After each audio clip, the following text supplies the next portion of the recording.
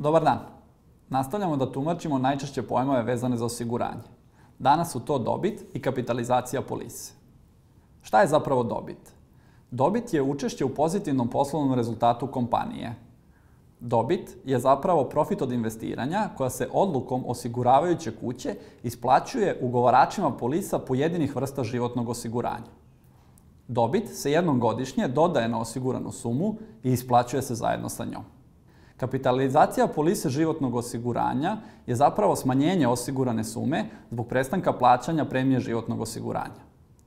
Pravo na kapitalizaciju ugovarač polise stiče nakon što su protekle minimum 3 godine od početka perioda trajanja osiguranja i nakon što su izvršena plaćanja minimum 3 godišnje premije. Šta to zapravo znači?